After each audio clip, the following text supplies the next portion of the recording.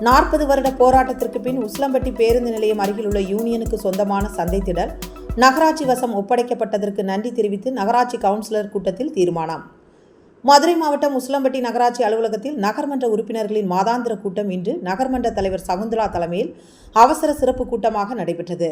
இந்த கூட்டத்தில் ஊராட்சி மற்றும் நகராட்சி நிர்வாகத்தின் அரசு முதன்மை செயலாளர்கள் ஆணைப்பட்டி கடந்த 1ஆம் தேதி முதல் ஊராட்சி ஒன்றியத்திற்கு சொந்தமான வணிக வளாக கடைகள் அடங்கிய சந்தை திடல் பகுதியில் உள்ள 7 ஏக்கர் 85 சென்ட் நிலத்தை நகராட்சி வசம் ஒப்படைக்கப்பட்டதற்கு நன்றி தெரிவித்து தீர்மானம் நிறைவேற்றப்பட்டது.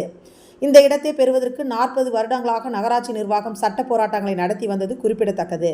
மேலும் வரும் காலங்களில் குடிநீர் தேவை அதிகமாக இருக்கும் என்பதால் குடிநீரை முறையாக தடையின்றி வழங்க வேண்டும் என்ற நகர்மன்ற உறுப்பினர்களின் கோரிக்கையை ஏற்று தீர்மானம் நிறைவேற்றப்பட்டது.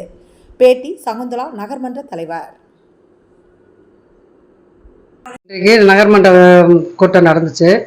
அதில் நாங்கள் தீர்மானமாக எங்களுக்கு 40 வருஷமாக ஊராட்சியில் இருந்த ஒரு சந்தையும் மார்க்கெட்டு இதில் எங்களுக்கு அதிகாரிகள் எல்லோரும் ரொம்ப கஷ்டப்பட்டு இது பண்ணி எங்களுக்கு வாங்கி கொடுத்துட்டாங்க. அதுக்கு எல்லோரும் ஒத்துழைச்சதுக்கு எங்களுக்கு கொடுத்ததுக்கு ரொம்ப நன்றியை தெரிவிச்சுக்கிறோம். இதனால் எங்களுக்கு வருமானம் வரும்.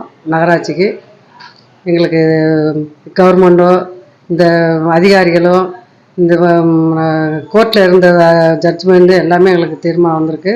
ரொம்ப சந்தோஷம், எல்லோரும் சந்தோஷப்பட்டோம். இப்போ யூனியன் அனுபவிச்சுக்கு இருந்ததை எங்களுக்கு நகராட்சிக்கு ஒப்படைச்சிருக்காங்க நம்ம அதிகாரிகள் எல்லோரும். அவங்களுக்கு எல்லாருக்கும் நன்றியை தெரிவிச்சுக்கிறோம்.